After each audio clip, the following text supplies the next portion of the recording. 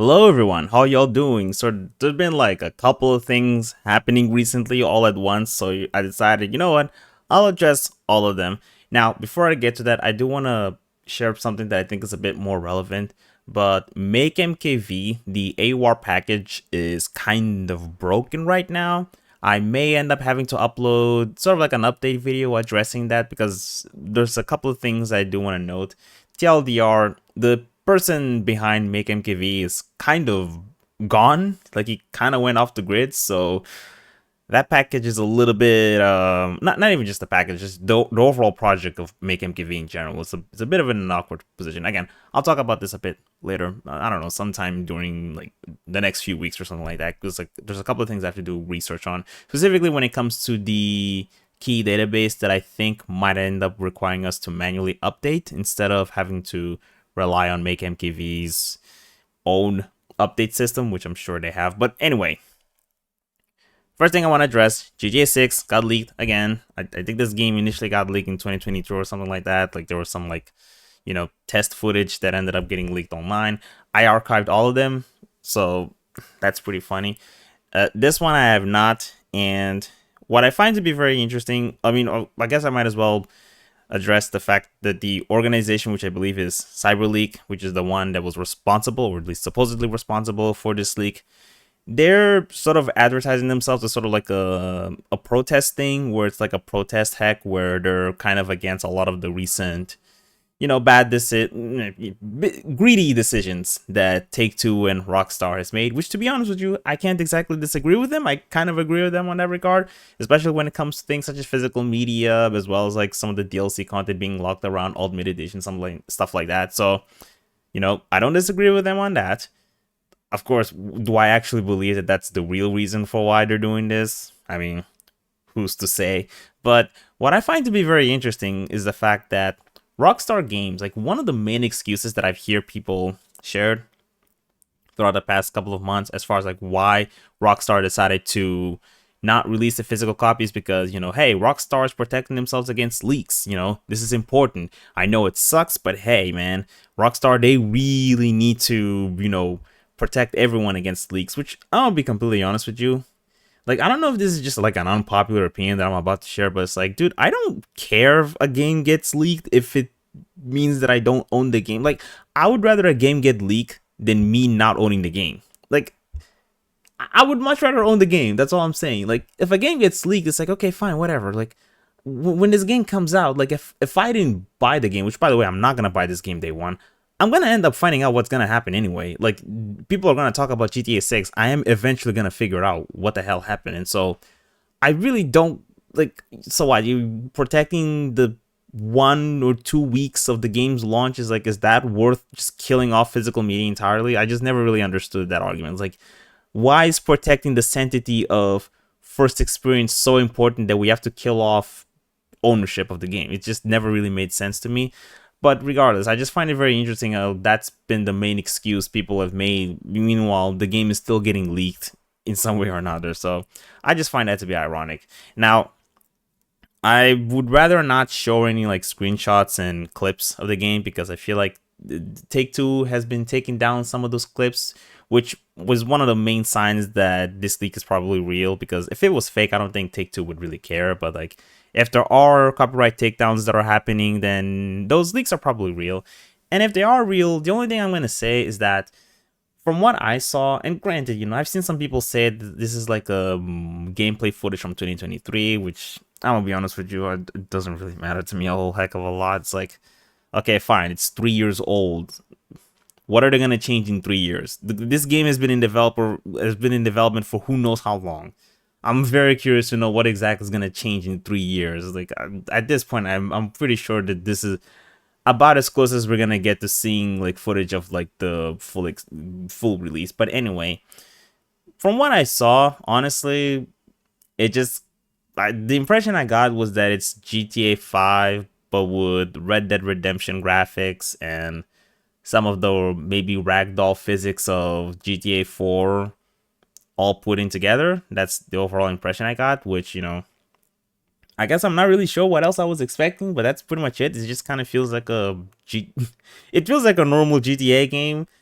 And a normal GTA game is still a really good game, but that's all I got from it. It just kind of feels like a GTA game. Like, I mean, it's cool. It is what we've been waiting for a long time. It's just that it's just interesting. Like, for all of the hype that people have created for GTA 6, framing this as some kind of like groundbreaking release, and I saw the footage. I'm like, this is just a GTA game.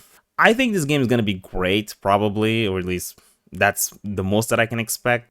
But anyway, the other news that I wanted to address was something that kind of pissed me off. So Shuhei Yoshida is a guy that I have a lot of respect for because he's been around on PlayStation, and I think he was the main guy behind the sort of indie division, at least during the what's the name of that guy who used to be the CEO of PlayStation? That guy, you know what I mean? That guy that everyone hates. Anyway, during his presidency or whatever, Shuhei Yoshida became, more on the PlayStation Indies division. But he did play a much bigger role during the PlayStation 4 era. And there was even that one video of like, hey, how you share your games, how to share your PlayStation games, which is the whole campaign that PlayStation was making fun of Xbox for the fact that they were requiring like aggressive DRM with their discs, which hilarious to look back on that video given PlayStation is now killing off physical media entirely. But anyway, Shuhei Yoshida shared a pretty bad take on physical media, assuming that this statement is actually what it said and it's not being taken out of context, which, it could happen. But like, it's saying here, even with physical disc games, in most cases, developers are constantly updating and adding game data anyways. Look, it's like, okay, so they're updating it. So you should, I think it's still worth it to have a disc that has the full game on it, even if it's version 1. It's a playable build.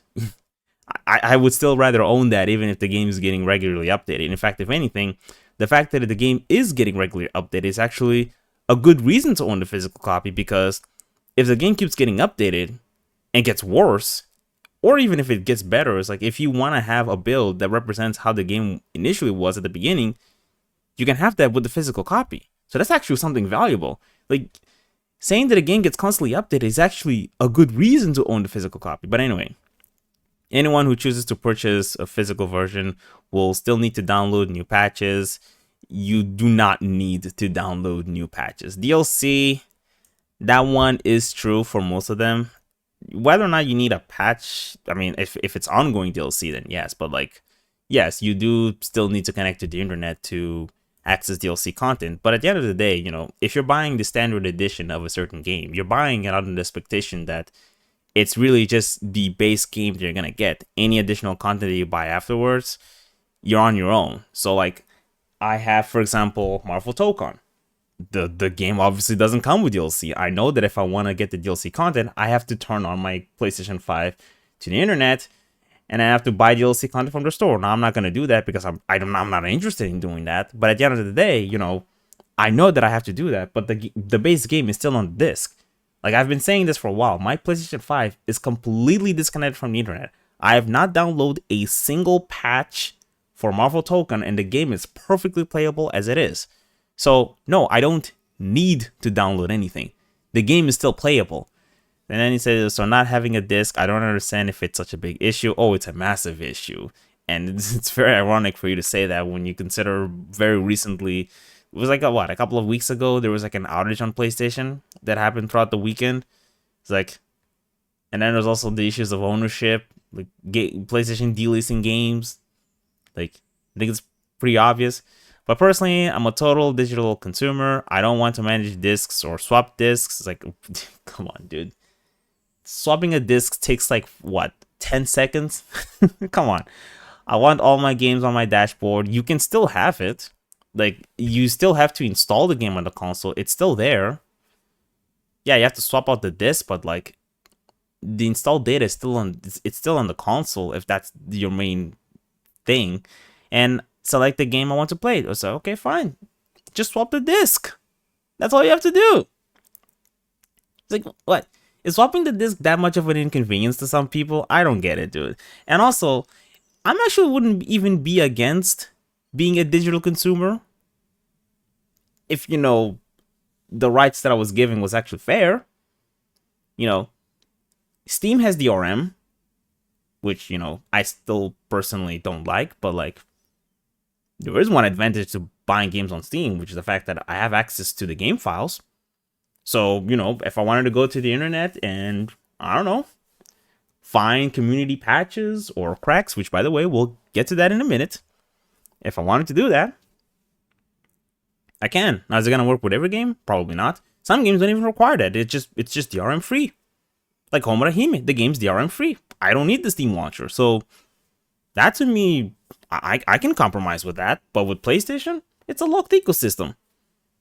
It's a bad deal. I think it's a bad deal. But anyway, Marvel Tokan, it got cracked, and interestingly enough, people find out that the game actually performs better without the crack, which, sorry, not without the DRM, not the crack, sorry about that, which, I'm not even surprised. Now, I will say, though, that I kind of wanted to use this as an opportunity to address something about Jim Ryan. That's the name, Jim Ryan. I just remembered the old CEO of PlayStation or whatever. Is it right to say CEO? It's the guy on top, Jim Ryan. I almost forgot his name. But anyway, I do want to talk about DRM software a little bit because, or more specifically, I know it doesn't really apply to this game because I don't think this game has Denuvo, but it does have like some stupid DRM. But like, a lot of people very easily attribute to a lot of performance issues to DRM. And while I do think that that does end up explaining a lot of games, and here's the thing, DRM software, it will always have an impact on the performance because it is running in the background. So, it will cause some degree of overhead. But I will also say that, like, in my experience, how much impact DRM software actually has on the game tends to vary a lot. Like, for example, with Resident Evil 8 and Doom Eternal, like, Denuvo was having a pretty notable impact on the performance. But the vast majority of games that I've seen that has Denuvo is like when you either crack the game or when they eventually remove Denuvo, which it seems like it's becoming more common. Usually, you'll notice that, like, yeah, the game might run a little bit better. Yeah, the 1% lows seem to be better, but it's not a major, like, significant performance uplift. So I do personally think that, like, a lot of the blame that gets passed around the DRM, it might be a little bit oversimplified. I think there might just be more to the stories. Like maybe there's some additional optimization that it kind of gets left out with some games when they implement the DRM software, that maybe with a bit more extra time they could have ironed a lot of that stuff out. Of course, it's kind of difficult to, like, tell like how much would you, and there's even some games where I think it's more of an issue of like multiple DRMs kind of conflicting with each other. That could also be a factor. And so I just wanted to make it clear. But like, yeah, I do find it hilarious. Like, yeah, the game being cracked now improves the CPU performance, which honestly it's very embarrassing. Now, I will say one thing though, I almost, and I mean almost, considered getting this game and then, I don't know, maybe go online and find the crack in question, add it to the game files, and then, try to play the game on Linux, which you can kind of do that with, for example, I think Hitman, there's some community patches that allow you to play the game offline without having to connect to IO interactive servers. I think there are even some sports games you can kind of do that. My only thing is, a lot of the times with cracks, they tend to only work with specific versions, specific builds, and, I wouldn't really mind, buying a lot of the character DLCs and season passes for Marvel Tokan, and if the crack ends up preventing me from accessing that DLC content, then I don't really know if it's actually that worth it to buy the game still. I think I'm still gonna walk away from this game a little, because the thing is, I don't care if Marvel Tokan, like, here's the thing. It's not even the performance issues. Like, that's a different problem. It's the fact that it doesn't work on Linux. The thing is, I don't mind the game not letting me play online on Linux, but the fact that I can't even launch the game at all, it doesn't make any sense for me to get this game. It really doesn't. So I'm not gonna get it. And hey, if they ever decide to enable support for Linux, which at this point my hope has gone to complete shit, but if that ever happens, then fine, I'll consider. But so far, just it doesn't make any sense. Like, I'm literally buying a bricked game, and I don't play on Linux. It's not Linux, sorry. I don't play on Windows nearly enough to justify buying a game, because I'm just being realistic. I'm not gonna play this game if it only works on Linux on Windows. I'm just not. Now, the last thing I want to address is the fact that Epic Games is planning a native Linux version of their store.